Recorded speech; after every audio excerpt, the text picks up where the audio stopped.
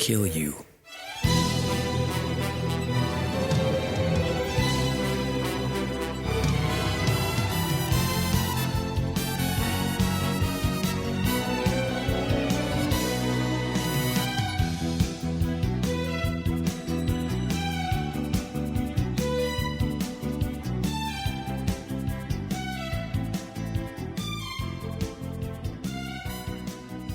Everybody, welcome back to Zaku Talk. This season, G versus Wing, and that means my co-host is the giant that sleeps under a bridge. Bob Scary.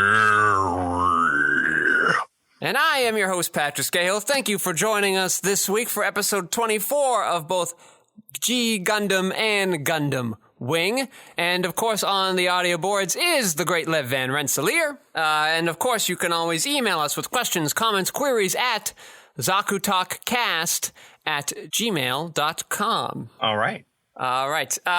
So Bob, before we get into all the doings and movings of this week's episodes, what's been going on with you this week? Well, this week it has been the acknowledgement that I am probably having more symptoms of ADHD than I thought I had before.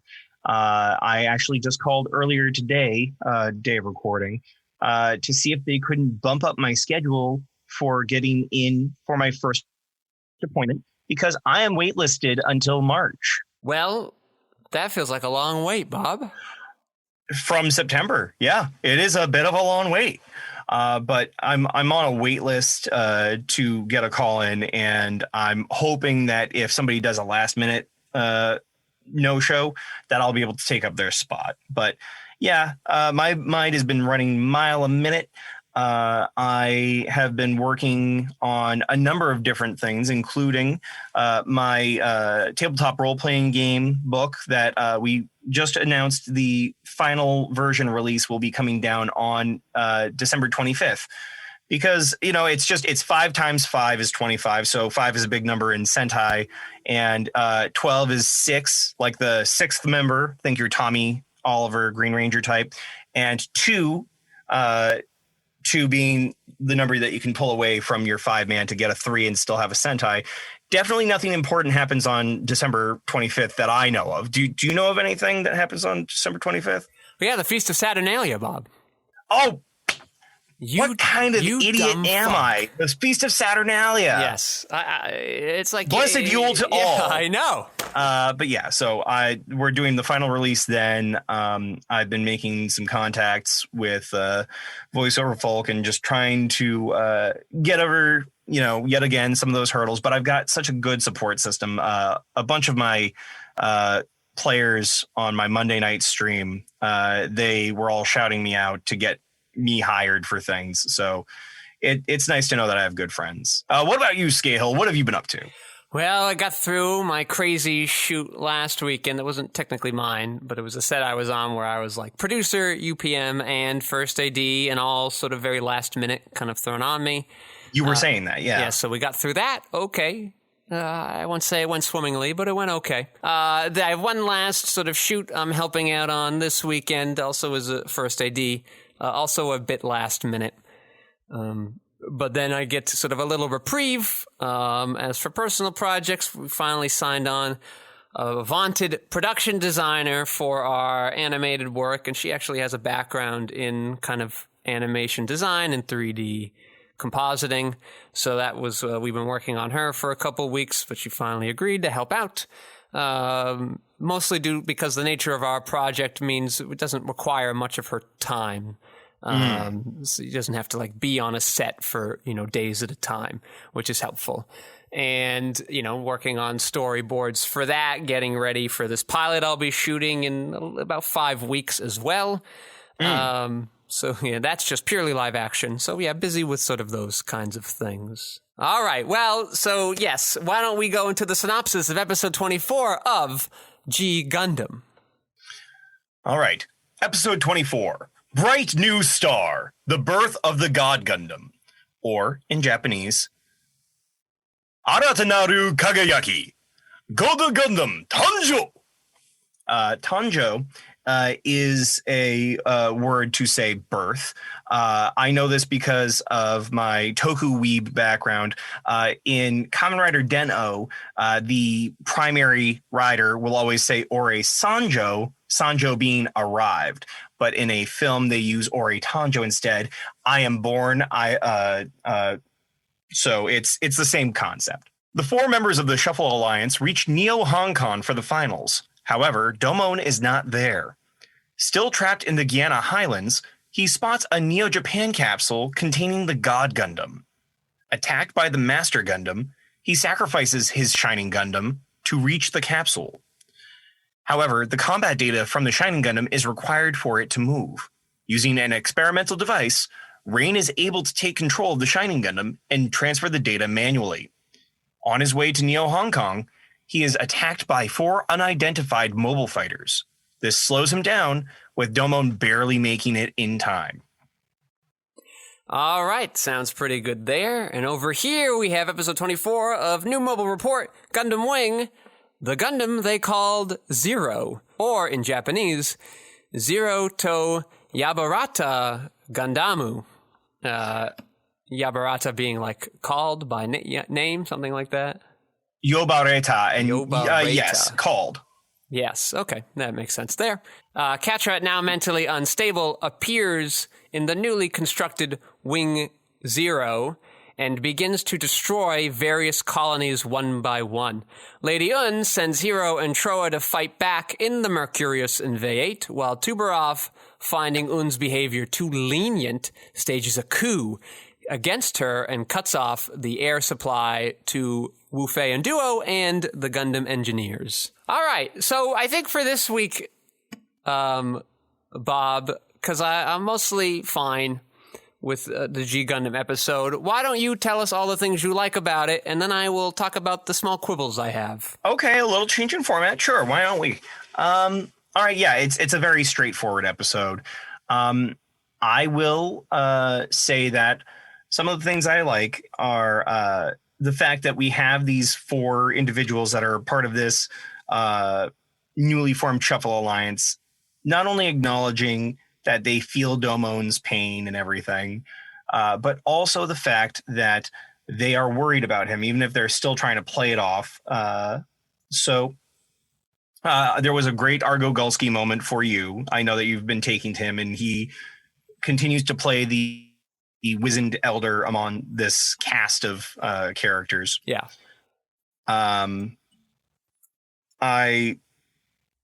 I definitely had to call out with my wife how dumb the experimental headset thing was. Oh, good. I'll be talking about that. Yeah. I know. We can talk about. I'm sorry. Like it's not even. If that is sort of the logic the show wants to run by, fine, because we already have Street Fighter stuff. But like I just needed it to not come out of nowhere. I needed somewhere else to know that was a possibility. I mean, that's certainly true. Here is where I try to do some defense of it. So physically, it is a little dumb. And as far as its use, it is definitely a Deus Ex Machina to get to the point where they want us to be with the mecha representation of them finally starting to acknowledge their love for each other. But it also harkened back to me some of the visuals that might be used for some tokusatsu heroes from back in the day. Oftentimes there might be a type of giant hero that would need some sort of a mystic connection to somebody. And so they might use a young woman to be like a priestess or something like that to pray on their behalf or to offer their will to the creature to act on their behalf. So I think that's partially where they were going with the way the headset looked, because it definitely had a lot of it was obviously shaped like the Gundam Vulcan, but it also looked like a headdress of sorts. I do think that there were some particular shots that seemed ridiculous, like when everybody starts jumping at Rain from all areas. It looked more like an attack than it was a care.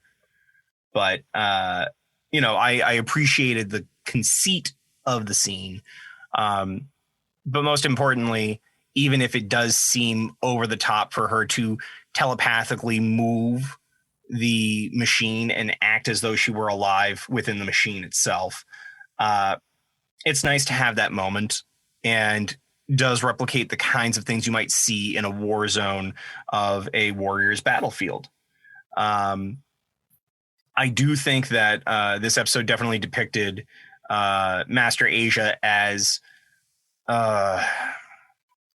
less calm and collected, less powerful than we recall him being, which is a nice place to have him in these moments.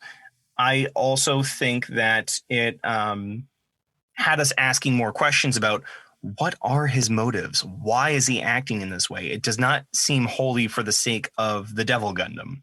What is he doing? So it does prop up some questions and thoughts, and whether or not anything's going to come of that.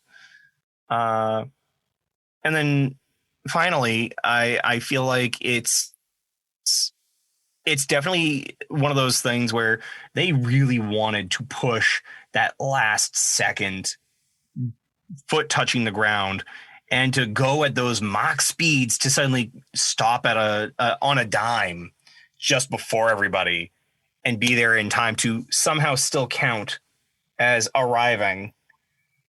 There's a lot of shonen bullshit is what I'm going to call it. Yeah, I was thinking, like, what like a dick tournament supervisor you'd have to be if you see him flying towards you and like these things are like fighting him and like he shows up like 5 seconds late and you'd be like, nope, disqualified. I don't like, it feels like being a hard ass. Like, just let him in. It's okay. Yeah, I agree. But on the same turn, it's like, well, these are literally giant humanoid machines that are capable of flight and other methods of transport. You obviously had the ability to get here fast enough. Why didn't you just come 5 minutes early? Oh, you needed to take a piss break? Piss in your suit, get here on time. But there was a particular scene that I'm just remembering that I wanted to make sure I touched base with. We finally got to use the ropes of the space ring.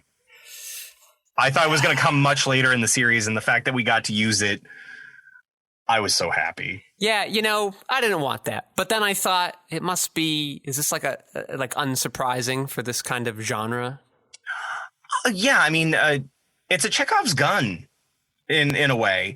We set up from the very beginning and throughout this opening sequence that this ring is a thing. And at first you could have just left it at being a flavor for the visuals of this, but considering that it is a ring and we needed a way to be able to travel at such high speeds, rather than just, again, follow through with even more Deus Ex Machina, we at least used the world around us to find an answer to our problem. Well, we would just use a different Deus Ex Machina, one that was sort of put there from the beginning. But I mean, at least it's flavorful and not just like, oh, hey, I'm the God Gundam. I have instant transmission. Thanks, Goku. Yeah, you could. Yeah, what the degree of Ex Machina-ness we can debate, I guess. The degree of machininess. But now that's what we're going with here. Now I'm just like, yes, because that's what we're doing. Oh, these laser ropes, they're elastic. Okay, I didn't know that, but fine. I mean, I look at it more as just it is still the barrier that we expected. Maybe it's not creating the invisible field that I might have presumed had this been my first watch. But instead of it being a you touch, you die, because that seems a little silly in the same regard. Oh, it seems silly rather than using the laser beam boxing ring to propel you back to a different spot on Earth at supersonic speed. I forgot. Yeah, I mean, you don't see the logic in that? How silly we were being. Yeah, you must be a fucking idiot if you don't see the logic in having rubber beams. You're already in space. Just use the gravity well to slingshot you. The science is already there. When did we go to science in this show, Skeyhill? Well, this is what my big problem with this episode is. Like, it's narratively, it's trying to do some nice things.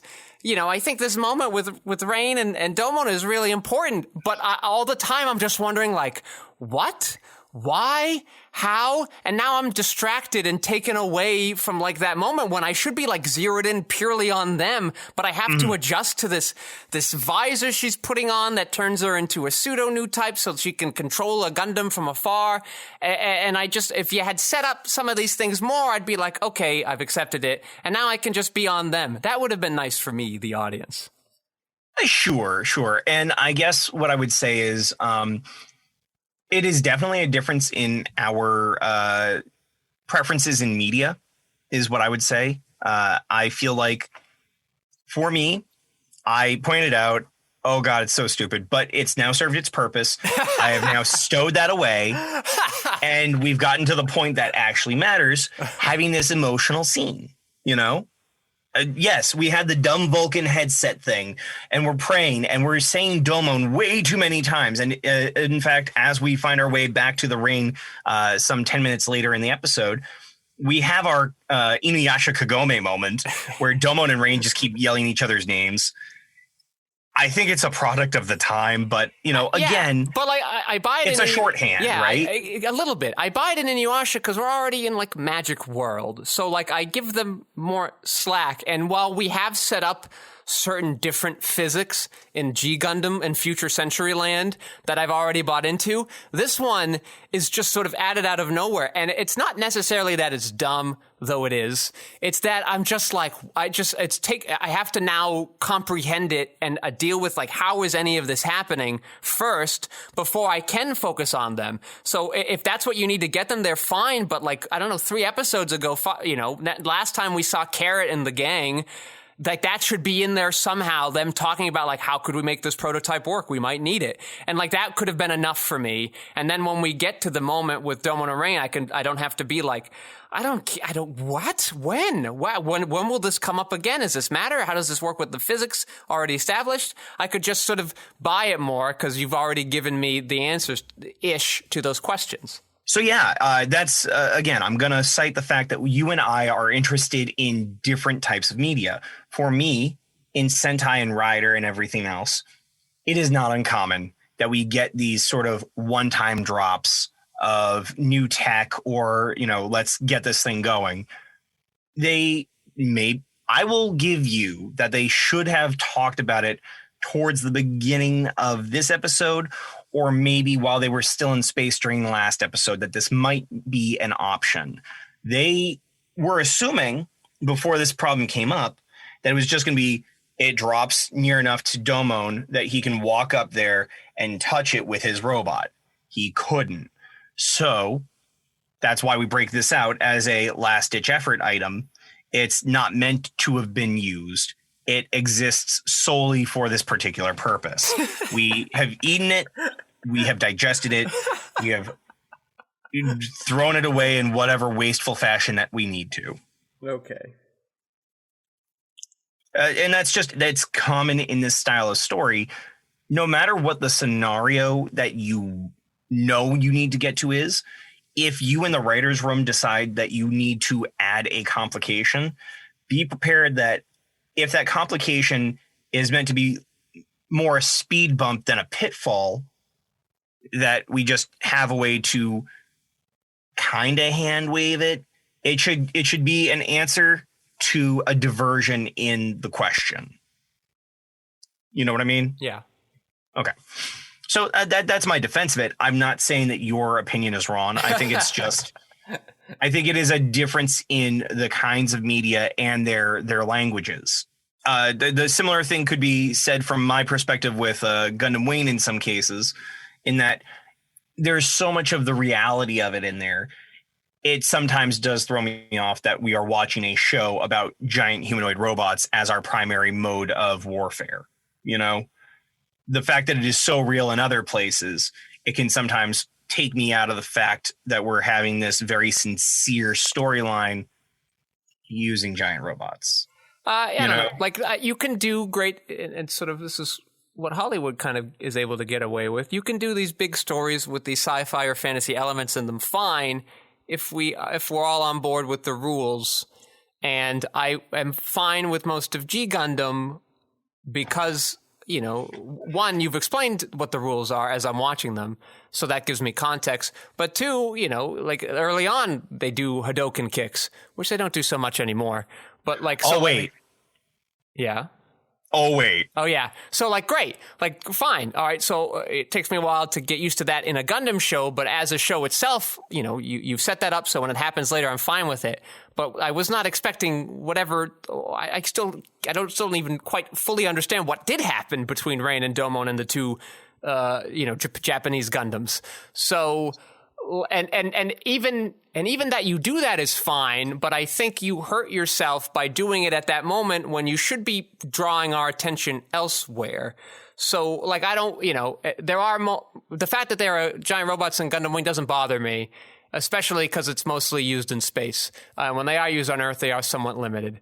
But there are moments in Gundam Wing where they sort of stray from the rules they've set up, where I go like, you could do better. And so I say, here, G Gundam, you could do, even for the thing you're trying to do that I am, not always going for, you could do a little better here. I would rather, you should have us be focusing on this, so don't have me being like, what?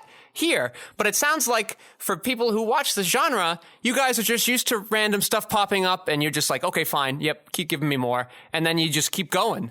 So yeah, there's nothing I can do about that. That's kind of true. I'm not going to say that you're on the money, but it is definitely a situation where a pastiche of this kind of media is that you do the thing that gets you the thrill. It is definitely not your kale salad with salmon meal.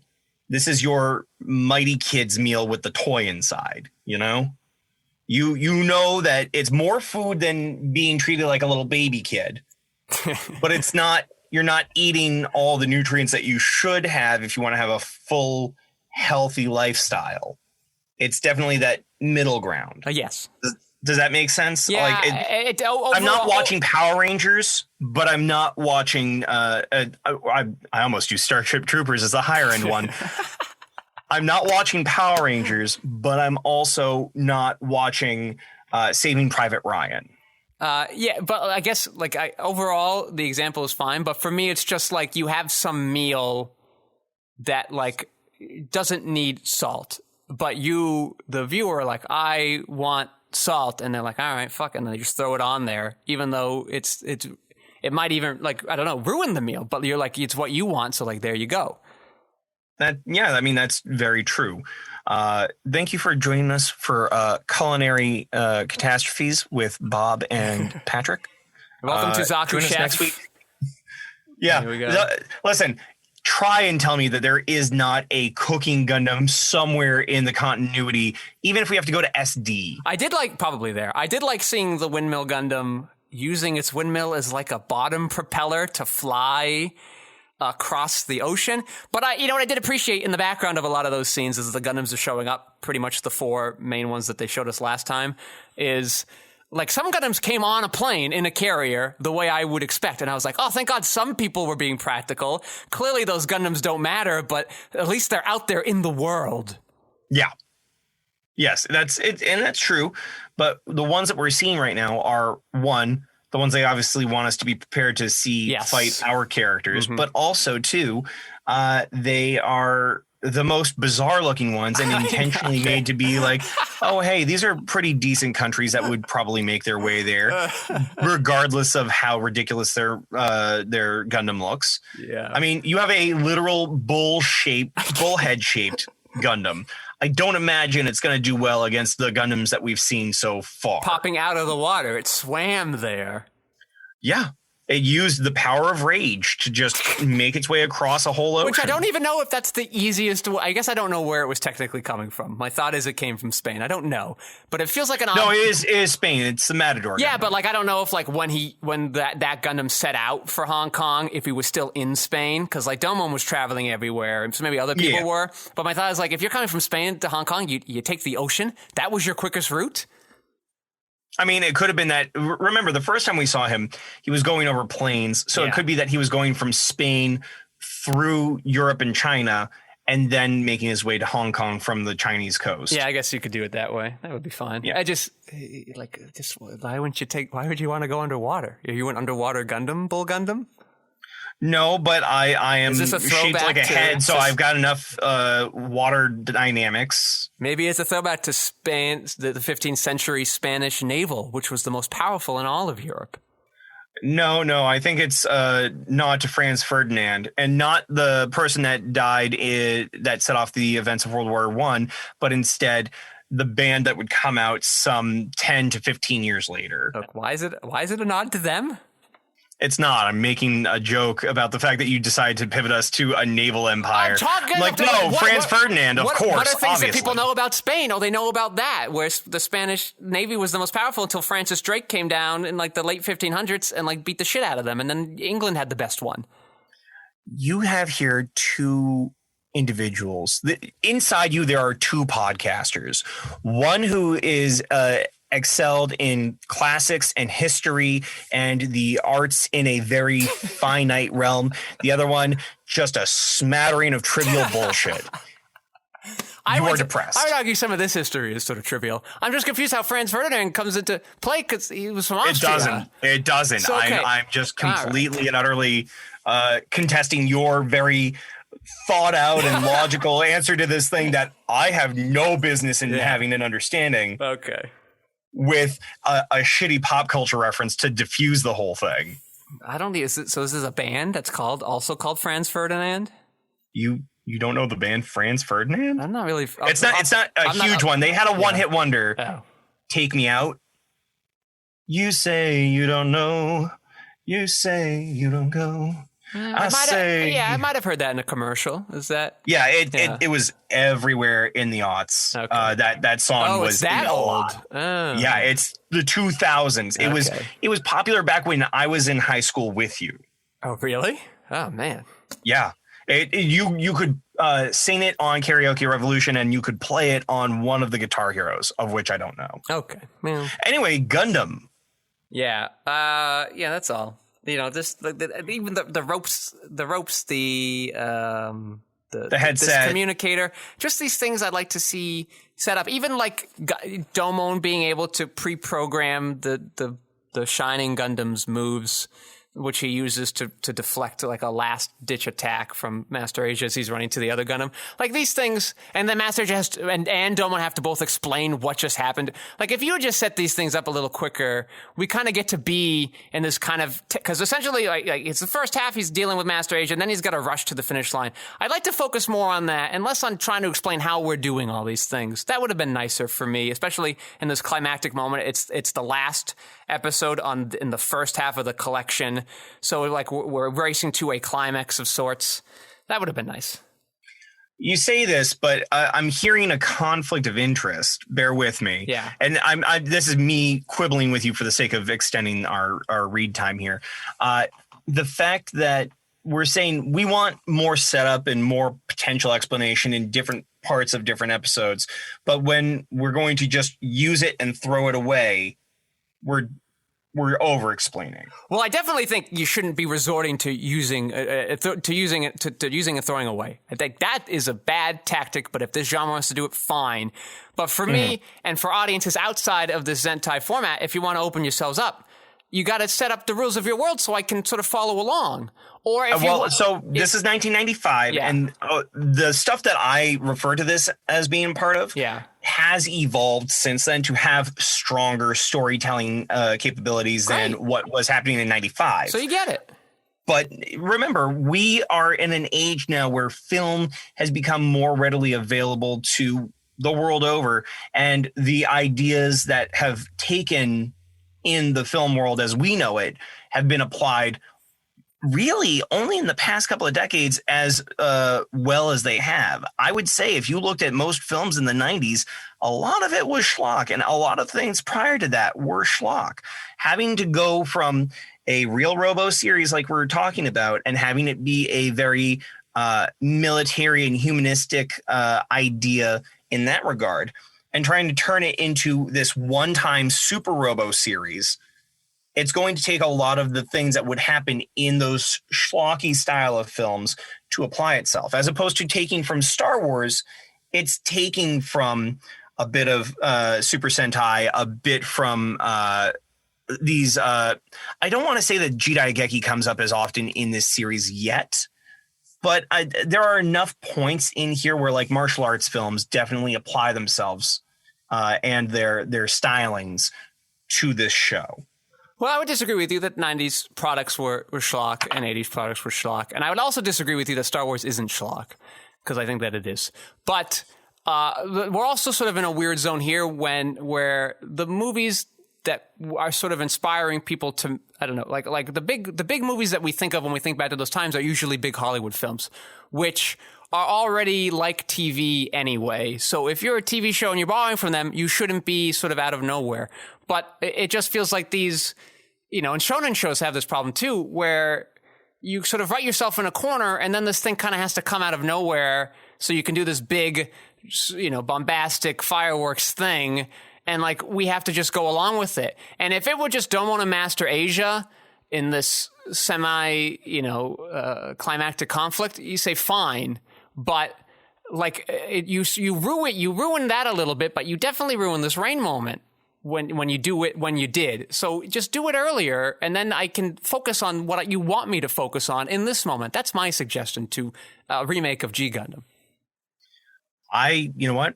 If it requires you to have a say in the thing to get a remake of G Gundam, fucking listen to this guy. I just want to have an updated version. If you're willing to do Gundam Seed, then you can do Gundam Galaxy or some shit like that and have us have a God Gundam again. But it's just a multiversal god or some other thing. I don't care. Yeah. Get me my show. Yeah, Gundam Seed, terrible Gundam.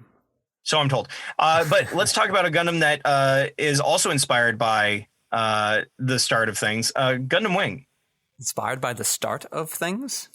I don't know. I was trying to find a segue and still lambast Seed. And I thought that Wing was also kind of a nod to the original series in its own right. Yeah. Not beyond the facade. I mean, it's mostly that. It's mostly like, okay, not everybody was for how crazy off book we went with G Gundam, so let's bring it back to where they're more comfortable. Interestingly, Gundam Wing sort of gets a remake with 00 Gundam after the quote-unquote successes of Gundam Seed and Gundam Seed Destiny being a much more hands-on remake of original Gundam and Gundam Zeta. But because 00 feels less strict, the need to be around it comes off a lot more successful and a lot less annoying. Okay, fair. Yeah, so Gundam Wing here. So whereas my G Gundam first half box set ends here, my Gundam Wing first half box set doesn't end until the next episode. Yes. But you can definitely see they're clearly setting something up for a second half. And annoyingly, looking at the release schedule, there was actually like a 2-week break in between when this episode releases and the next episode releases. So you actually have to wait around to learn what's going to happen between Hero and Quatre. What's your reaction to this episode? So I understand that Quatre has gone through a very traumatic event. I do get that. How old is he? Is he about the same age as all these other kids? Yeah, he's like 15. 15? Okay. Why is baby so angry? Well, this poor. I'm gonna finish it and then I'll let you respond. This poor child doesn't understand why he's crying as he's eliminating lives everywhere, and he is completely in denial of his own pain as he goes about destroying whole colonies, not wholly waiting for people to actively leave the colony in the period of time we're to understand here, and then is, obviously in a literal sense pushing people away, but also is pushing people away on an emotional level. And it's just, this seems like a lot. And I don't know if it's because of an unspoken time skip that is longer than a handful of days between his event and now. Yeah, I don't know how much time has passed. They never sort of talk about it in the manga. They never really say. They're just like, they come, they get into space, and then the Wing Zero appears and starts blow up this resource satellite and blows up this colony. Quatre definitely wanted to have his cassette rolling Gatling guns on the shoulders for this thing. It looks like the Zero has a little bit of the other 5 Gundams that we initially came in with, yeah? Correct, yep. So as we find out, this was designed, like the Tallgeese, this was designed by all 5 of the engineers, plus another one. And so then when the Alliance forbid communication between colonies, they all had to work on their own plan to enact Operation Meteor. And so they all built sort of a Gundam that they thought would be necessary for what they wanted to achieve in that operation. Okay. So I'm glad that it's not just, hey, this is the Wing Gundam upgrade. This is the Wing Zero. This is, the Wing was the base, but then everybody else's stuff is a part of this too. Yeah, it's sort of misleading that it sort of, in the model version of it and the official name of it is the Wing Gundam Zero. The show actually mostly refers to it as the Gundam Zero. Named after kind of the computer system that's in there that they'll discuss in coming episodes. And I wish the color scheme were different. And it's not really just sort of a hands up upgrade of the Wing, because everybody's going to use it. It gets passed around like on both sides. Like this machine becomes a symbol for the new era of the conflict that we're going into. So it's not meant to be what is usually traditionally done with Gundam protagonists, where like they're the main character, so they get an upgrade because it's time to make a new toy. Like so like I wish it had a little bit of a different color system, so you wouldn't just assume it would be Hero's machine, because it's not really. Well, so this is where I get curious. I know that we've seen that Hero and Wu Fei are both going to get their upgraded machines. Are these just the same model V2, or are we seeing Death Scythe Hell and whatever the other is? Yeah, so the Duo will have his Death Scythe Hell. Wu Fei will have the Ultron. Has a different name because now it's named after a different dragon, one that has 2 heads, because each of his arms now has the dragon mouth fire flamethrower thing. I'm here for that. Troa has his V8, Hero has the Mercurius, and now Quatre has this Zero Gundam. So, as Troa mentions, he's like, all right, great, we all got new, more powerful Gundams, let's go fight Oz. Very quickly, that plan goes awry. So that's where I got confused, I didn't realize that those were going to be their continued mechs for the time being, that the V8 and the Mercurius are going to become the standard models for these 2 characters for the time being. Yeah, it's tricky because they're not technically Gundams, as we've talked about, but the show does go out of its way to tell us that they're more powerful than the original 5 Gundams, which is true. Well, yeah, one has a very strong shield setup, and the other one is able to manage an incredibly powerful laser cannon. Yeah, so sure. And it helps that all 5 of these Gundams, these newer Gundams and Gundam-like models of V8 Mercurius, were designed by the 5 engineers in concert versus individually, and that's part of what makes them all vastly improved machines, as well as learning from sort of the combat data and mistakes of their earlier designs when they had limited resources and limited help. Okay, fair. So yeah, there's definitely my concerns for Quatre's mental well-being. I continue to love that we're starting to see more and more of Duo's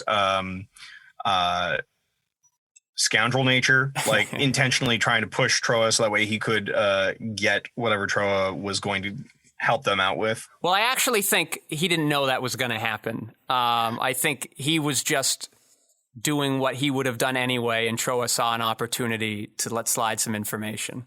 Mm-hmm. But I like Duo's... I like that this comparison between Duo and Wu Fei, where Duo's just like, fuck, this sucks. We're going to die. This is lame. And Wu Fei, what are you doing looking at that? We're just going to die anyway. And Wu Fei's like, yeah, but maybe we don't. So just in case. And he just keeps studying away. And like, that's a fun little moment. It's really the only scene they'll have alone together. So like there's sort of a great contrast between the two of them there that brings out sort of both of their best natures. Sure. Again, between the two of them, I think that Duo seems more realistic to me. Where Wu Fei definitely feels more like a standard Gundam or shonen style character. I'm going to keep calm. I'm just going to read this. And on the off chance that we get out of this, because we will, I want to be ready. What do you mean? This sucks. I wanted to be out there. I'm just going to die. Well, it goes to Wu Fei's sort of single-mindedness towards, victory. And kind of like his martial arts training and like knowing his limits and prepare. I don't know. There's like a Boy Scout mentality to it, but it comes like this is like the first time we've seen him be more reasonable than kind of other people. Like he's a little more cold and distant compared to the other 4 pilots. He's certainly more crazy enough. He's more of a loner than Hiro or Troa. He just sort of wants to go get trays and get revenge, and get rid of injustice in the world. And his journey has been about defining what that is.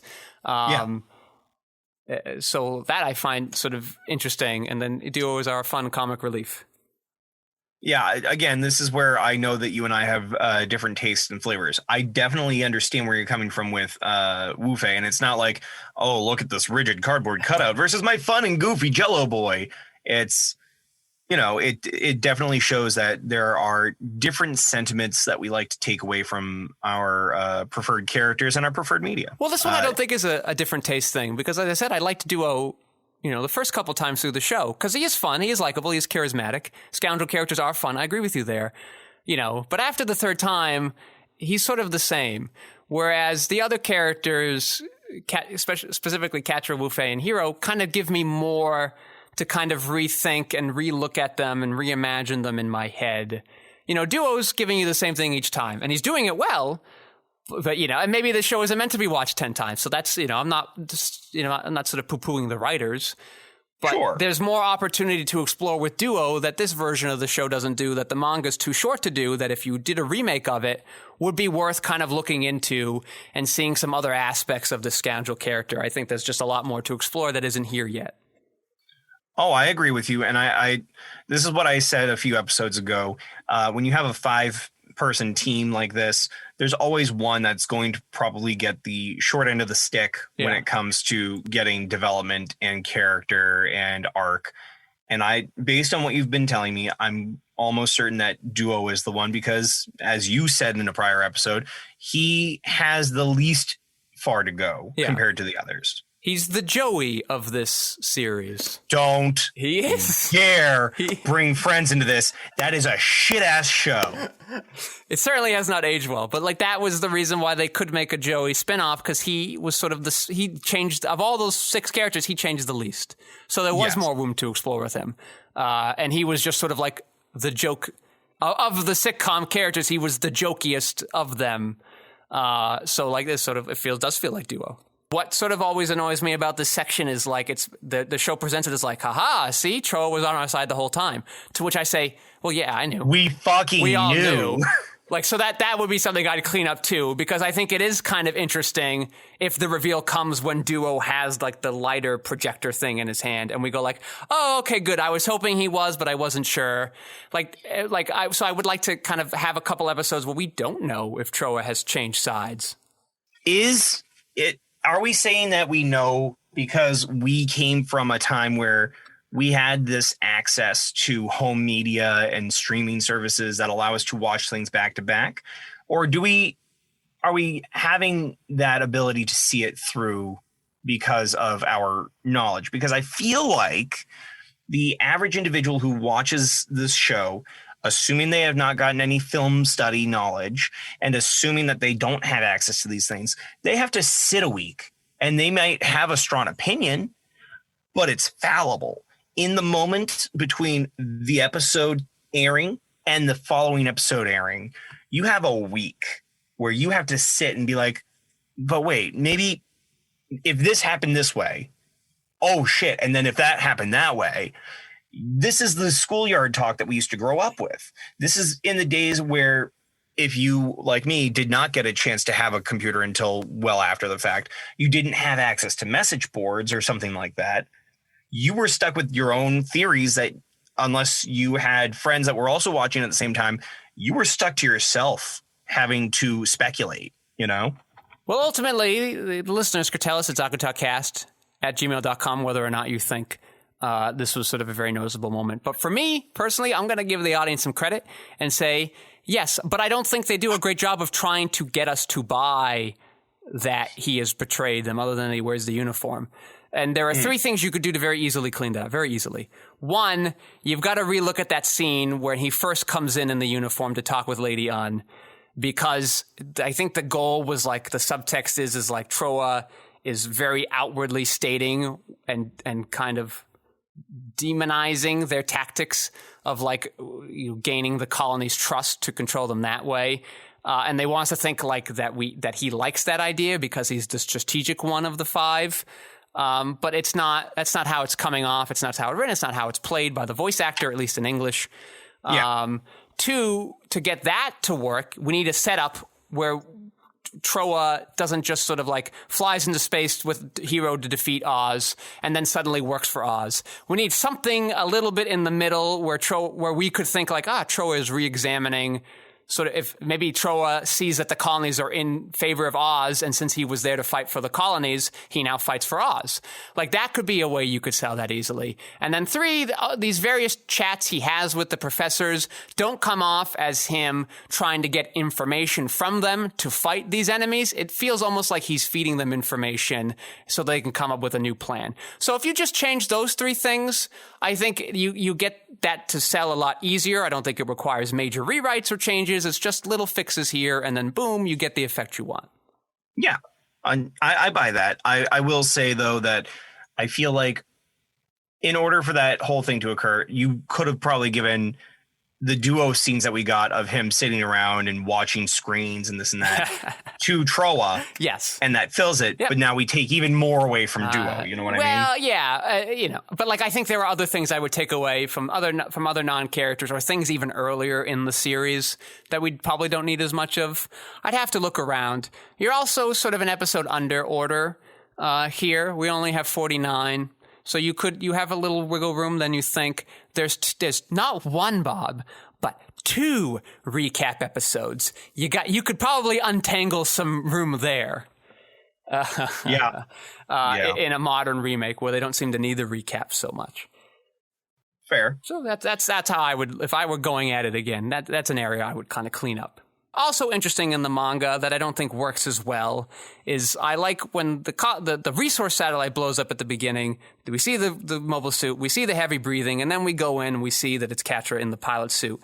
In the manga, it does it, but he's not sort of doing this heavy breathing. He's sort of doing this kind of like the crazy person laughing.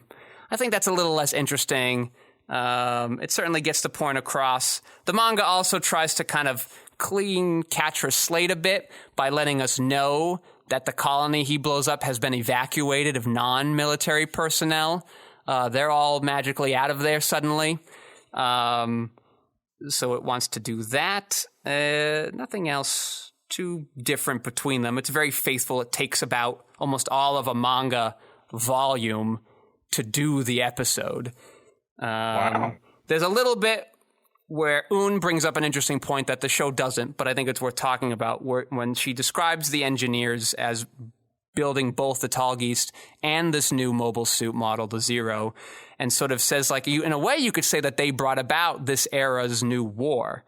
And that's sort of interesting to think about, this kind of arms race that has happened because of the machines that they've built and continue to build. And then she has a quote with, like, with this, if we get control of the Zero, we will be able to end this war, but will it give birth to a new conflict afterwards? Talking about this endless cycle. And then Quatre refers to the Gundam pilots as, like, where he's talking about we don't need these weapons in space, we don't need these things as he's blowing up colonies and mobile suits. He also says that about the Gundam pilots too. You are things that space doesn't need. You are weapons that don't belong here. And that's how that episode, quote unquote, ends. Yeah, no, I would believe that as a strong piece, but I do think that, to the point that you made earlier, I don't think that Quatre, with the heavy breathing of the episode and everything else, would be the type to make that kind of statement. I do think that crazy laughter Quatre of the manga would make that kind of statement. And I think that's where it has to be, because if you had heavy breathing Quatre doing that, it almost sounds like a sociopath, a psychopath, who is just monotonous and unsure of what's going to happen and losing all sense of self. I am now an avatar for the destruction of humanity in space for the sake of space. That doesn't seem like it would read as well in an animation compared to having it in a manga where you can apply whatever inflection you need to at that point. But having a line with that kind of weight, I don't think goes with the seemingly sane but unstable Quatre that we have in the anime. So, okay, this is great. This brings us into the way we go. Here's my way we go. Like sand through the hourglass, this is the way that we go. There is an interesting point you bring about of like who the audience for this show would be. And that might have an effect, because for me, I like the heavy breathing more because it opens up more interpretations for what that character is thinking and feeling in that moment. The crazy laughter, I sort of get like, okay, you've just gone crazy. But, you're upset, whatever. Your father died, you were betrayed by the citizens you were trying to protect, fine. With the heavy breathing, I don't think sociopath, you can think a lot of things. I don't particularly think sociopath much. And as you were saying that, I'm like, okay, that's kind of like a weird comic book interpretation of it. Maybe you read too many comic books. But if you're a typical Gundam Wing fan, you probably are into comic books, right? That's probably the media you're consuming a lot of, and that's what you're into. And so my mind doesn't go there because that feels too cartoony for our anime cartoon, my viewing of it. But like, it just like what in my mind, I get to be in that moment with Quatre and be like, what is going on in your head? Like, what are all these things that you're feeling that you're not in touch with anymore? It doesn't feel sociopath to me. It feels just like there's this very damaged person in here. Or maybe it is sociopathic, but with not the connotation that we normally give to the people we label with that word, because it takes away what brought them to that stake. And like, Quatre really thinks he's trying to end war by just destroying everything. And is viewing, because essentially the Quatre has this fight with his father where his father's like, I was having peace negotiations with the Alliance. They were going well. And you fucked everything up when you and the others went down to Earth and started a whole big thing. We might have very well had peace had you guys not gone down and do it. So it sort of makes sense that now he has to view the Gundam pilots as villains too, if he wants to kind of carry out his father's will of bringing peace to the Earth sphere. And it's just gone in this extreme, ridiculous place because of all, this, one being having the emotional stability of a 15-year-old, but two, all the things he's already been through as a 15-year-old, fighting a war by himself, and then having the people he's fighting the war turn against him like twice. So I do kind of buy it a little bit for me on my end. But as for my way we go, I just like going back to treating the audiences as being smart. I like when you just sort of let it go and let it be everything, because I don't often believe that things are just one thing anyway.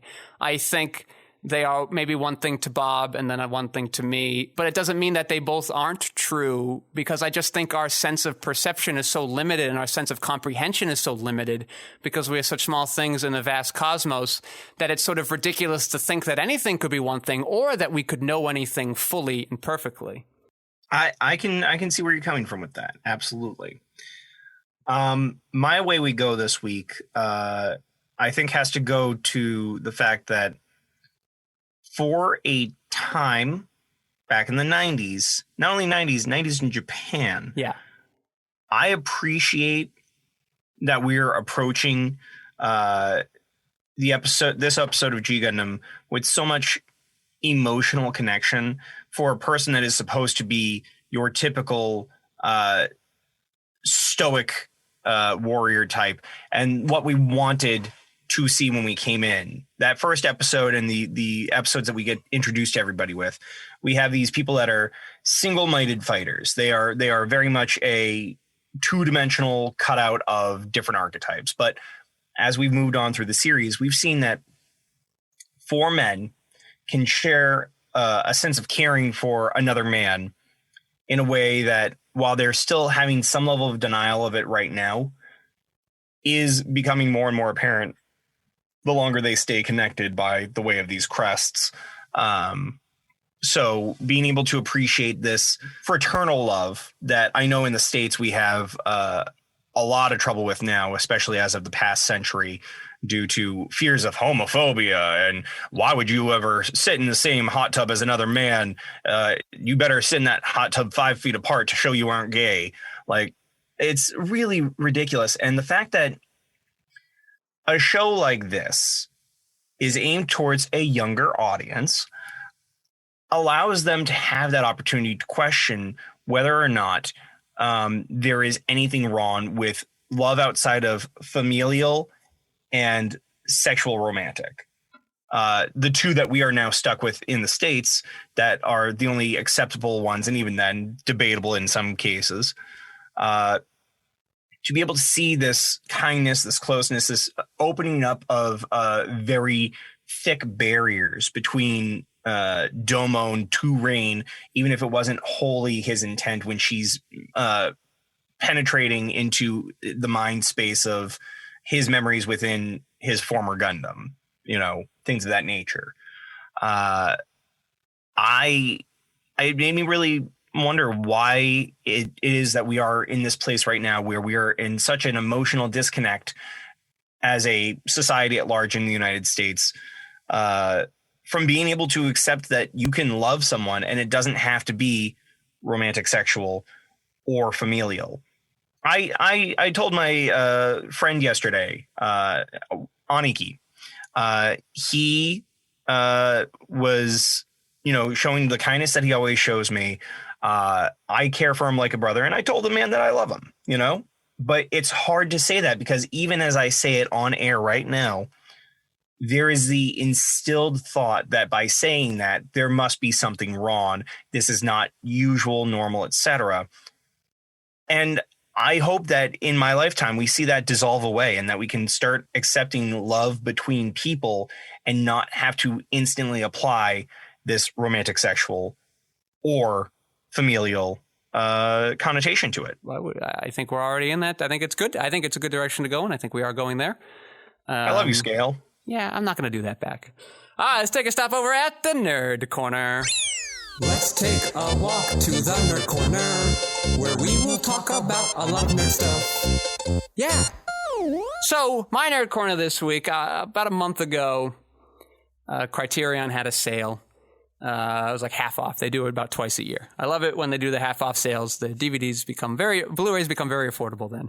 And it's not just like on the... not remind me. Yeah, it's just not, it's not just on Criterion either. Anywhere that sells Criterion, you could go to a Barnes & Noble's, if there's still one in your area, and buy like a half off Criterion Blue. Like, it's just sort of product wide. It's very great.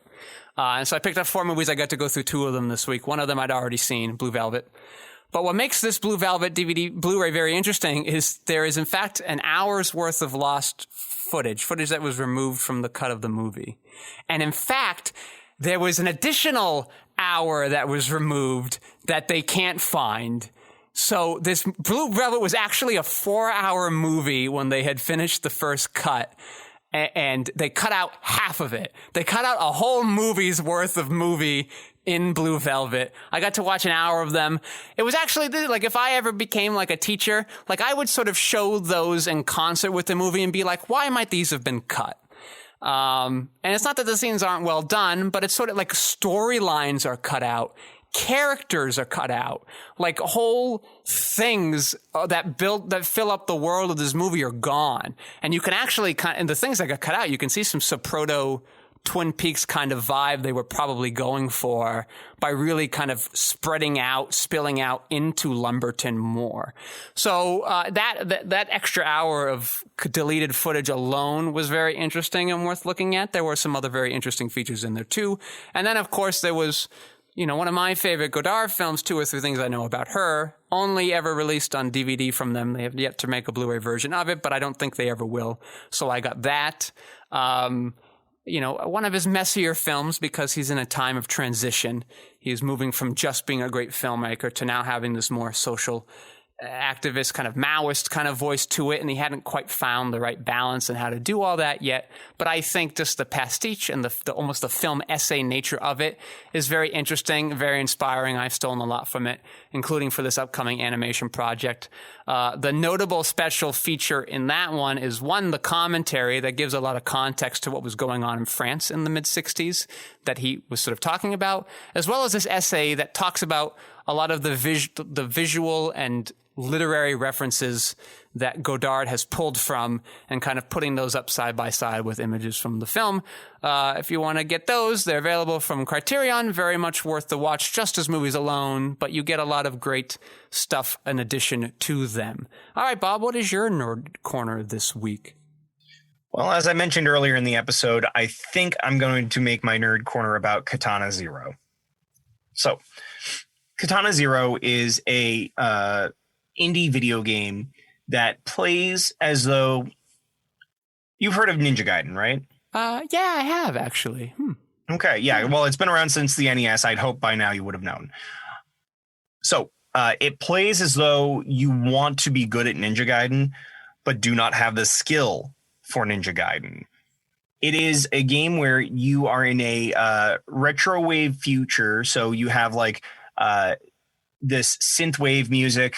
You have a lot of neon light and 80s meets future tech, things like that.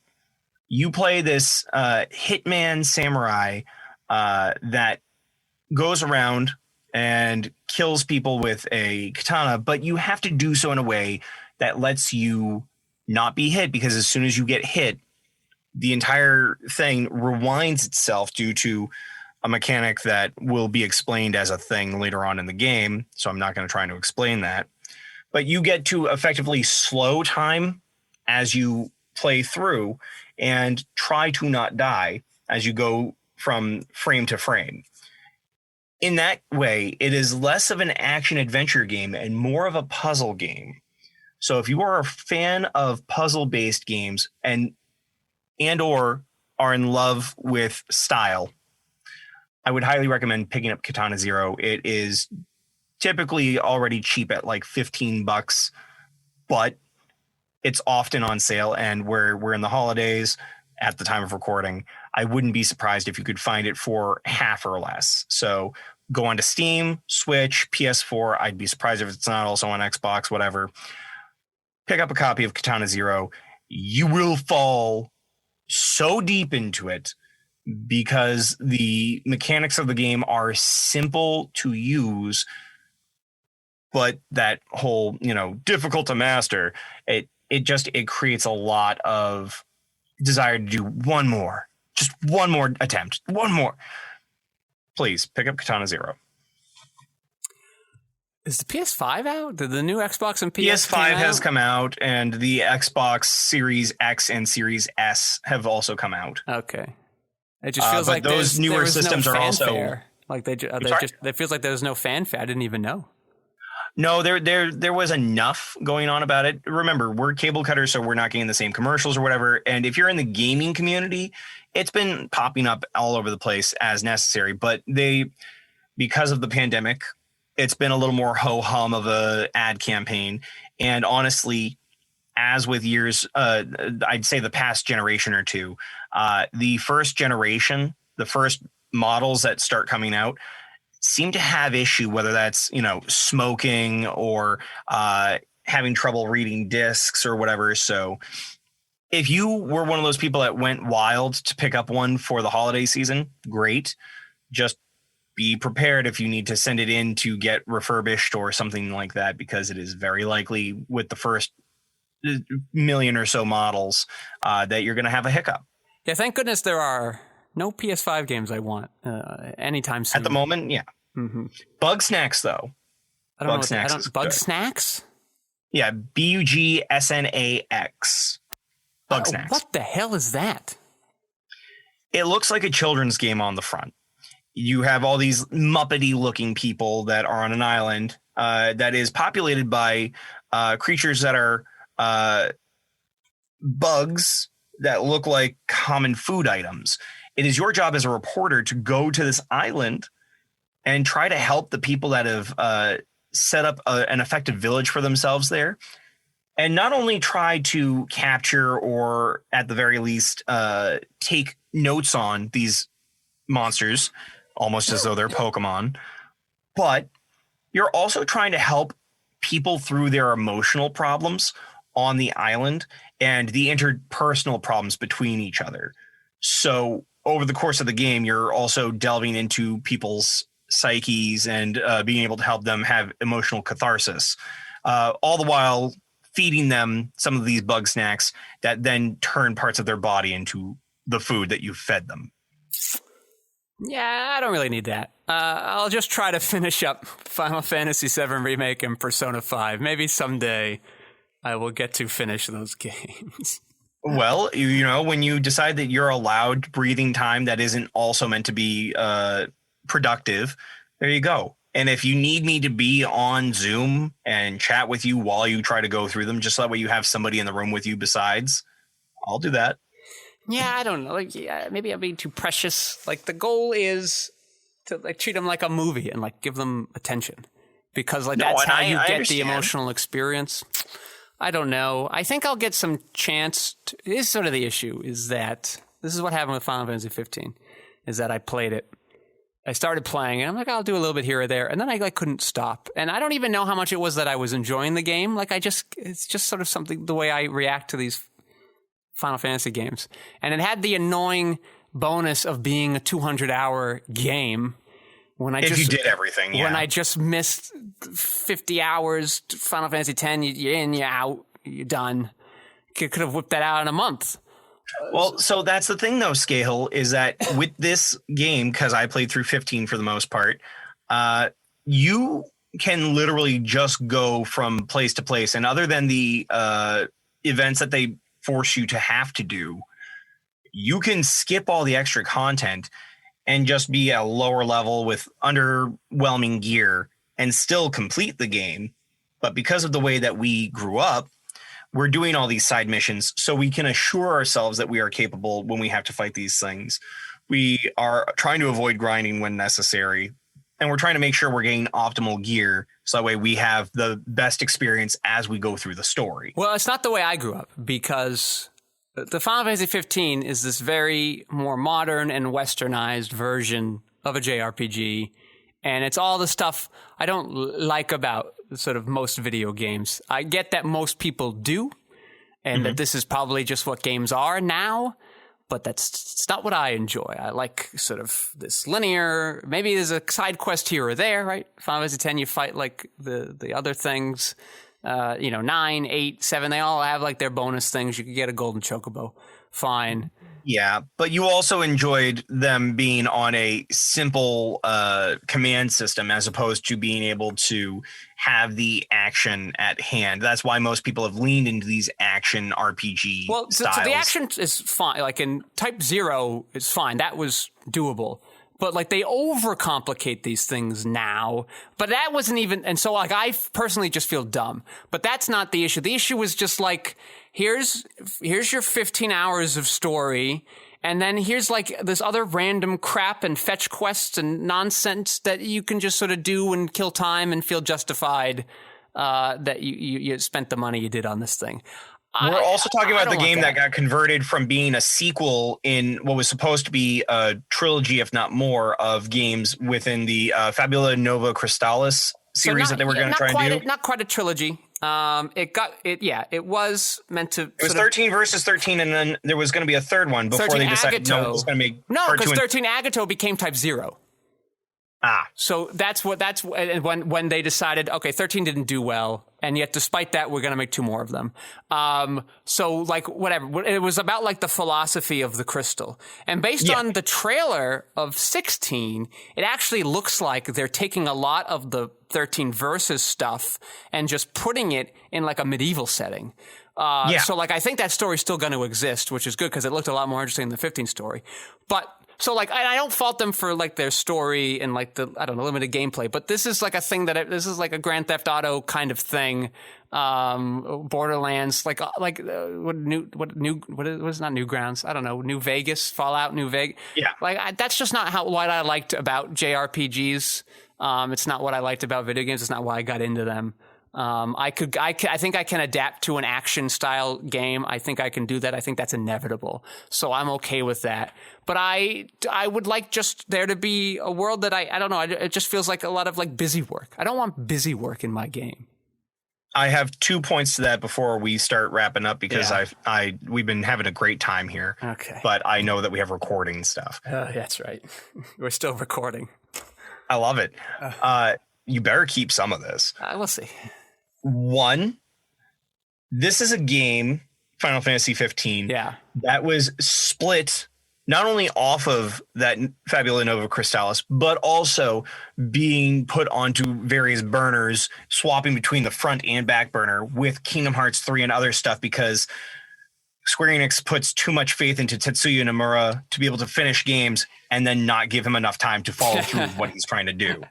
Secondly, we're also talking about the game that used Cup Noodles, Coleman, and several other brand names to help fund the very game itself by putting its own branding within the game. We had a luxury wedding dress maker be known in the game and then have developed the dress that would be worn by Noctis's betrothed.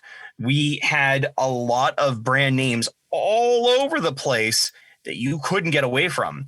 For Christ's sake, we had a variation on Stand By Me done by Florence and the Machine. Yeah, so like this is and one, I very much understand all the production issues that cause 15 to be what it is. So I can be sympathetic towards it and to Square Enix a bit, but it doesn't mean I have to like it.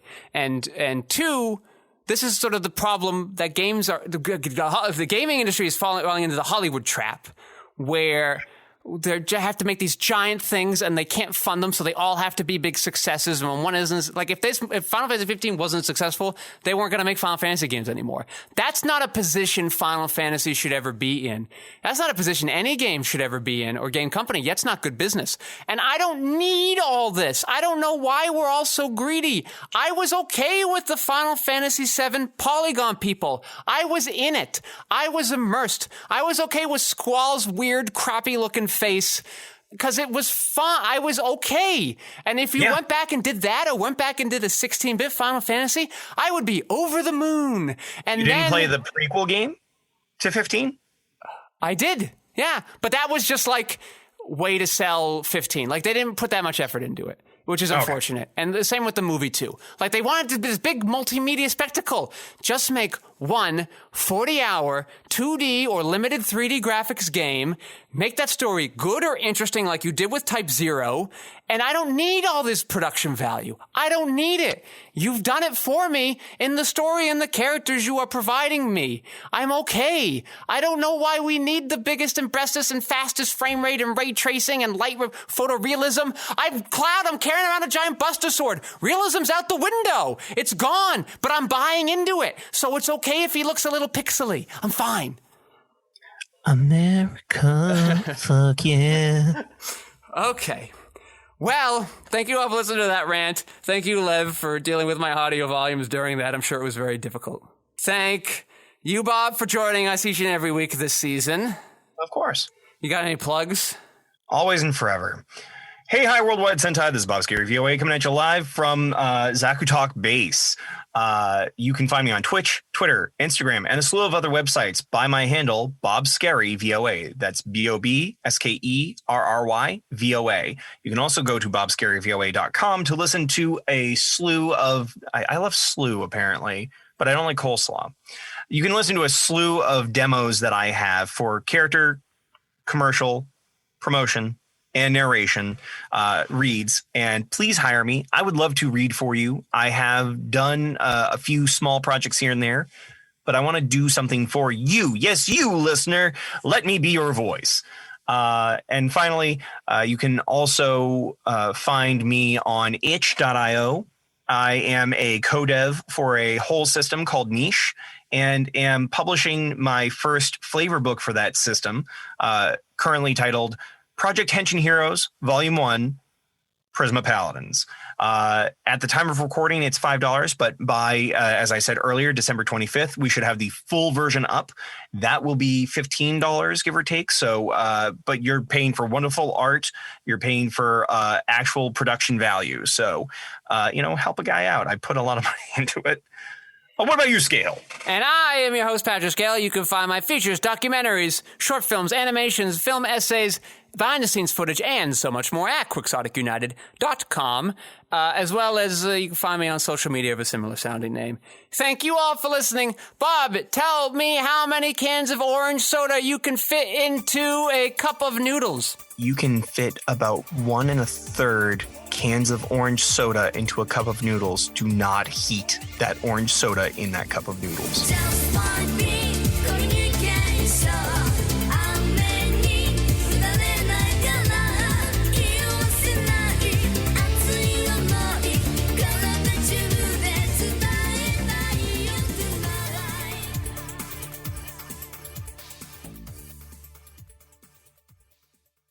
Hey everybody, and welcome back to Zaku Talk. This Weezin... Yeah, okay.